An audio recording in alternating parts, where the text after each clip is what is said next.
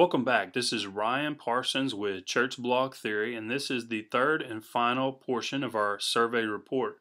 I hope that you've had an opportunity to take a look at the first and second portions of this report. If you haven't, you can go to ChurchBlogTheory on our YouTube account and watch those, or you can find them at ChurchBlogTheory.org.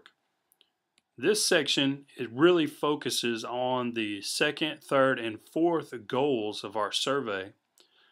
That was to uncover how we can encourage more Christians to implement blogging and other social media strategies into their personal evangelism, to gain insight into Christian utilization of social media, and finally, to recognize strategies for increasing awareness of social media and ministry. What I would like to bring to your attention is that these three things highlight the church's responsibility as far as church blog theory and social media ministry is concerned. So I'd like to look at that, and I want to call your attention to that because I want you to be looking at the significance of the statistics that were given to us by our 90 participants and how that applies to the church. The first question: how can we encourage other Christians to begin blogging in order to reach people seeking Christ? Almost 59% of those who participated in the survey said that encouragement from church leadership is important in getting people involved. And I think that that is very, very significant. I think that is very, very revealing about what the church needs to be doing collectively as a whole, not just as individuals, but as a collective body of believers in stepping up to the plate in using blogging and other social media in ministry. The next three, coming in at almost 58%, were personal invitation, classes on how to begin, and providing web resources for beginners.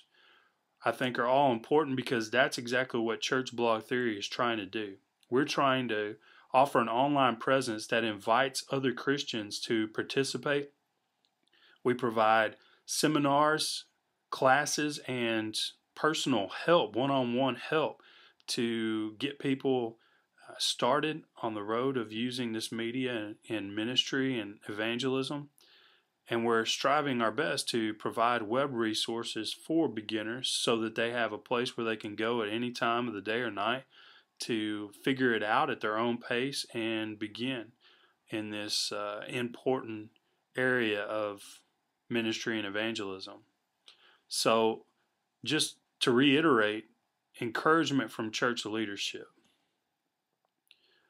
In asking people what other forms of social media do you use, I think it is significant to see that Facebook came in at almost 97%, actually 97.3% of all the Christians who respond to this are using Facebook. That's a huge number. Compare that with the statistics from Facebook that say over 200 million people, I think it's somewhere in the neighborhood of 250 million people, are using Facebook. I believe that also should speak to church leadership that there are a large number of Christians in our congregations who are using social media, and that is an area to minister to our own, but it's also revealing that we have people already embedded using social media that can be transferred, their efforts can be transferred so that they can begin using these mediums as a way to evangelize their friends, their family, their community as a whole. So I think that those numbers are very, very significant for church leadership. Something else that church leadership should take note of is, does your church have a website? Well, almost 80% of the people who responded said yes, but there's a number, 20%, that says our church does not have a website. For those 20, I would say, why not? For the 80%, I would ask the question, is your web presence relevant? Is it kept up to date? Is it utilizing this amazing power of social media to connect with people? Which brings us to our next question. Does your church use any of the following social media? Listed: Facebook, MySpace, Twitter, forums, blogging.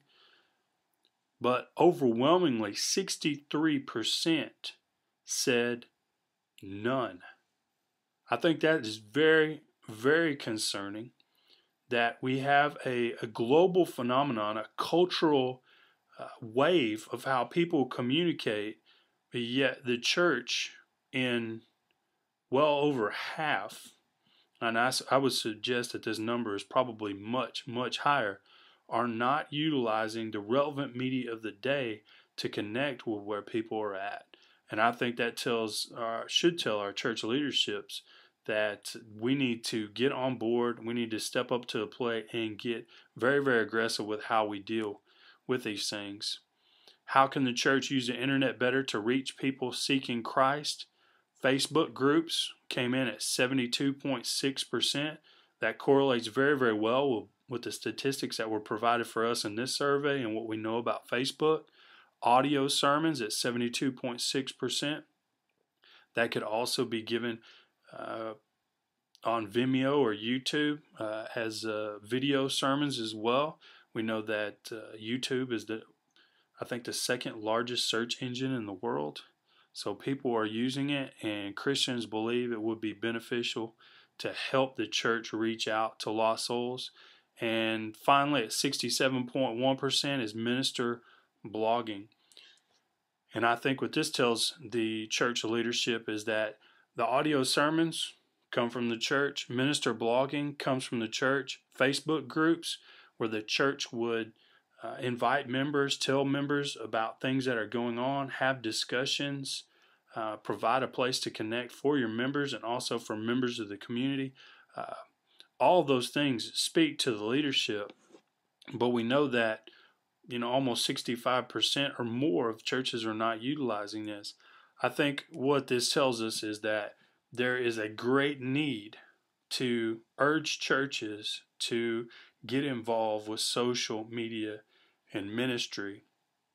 I think it also tells us that there is a great need to provide more resources for individuals and churches to be better equipped to utilize this media for the glory of God.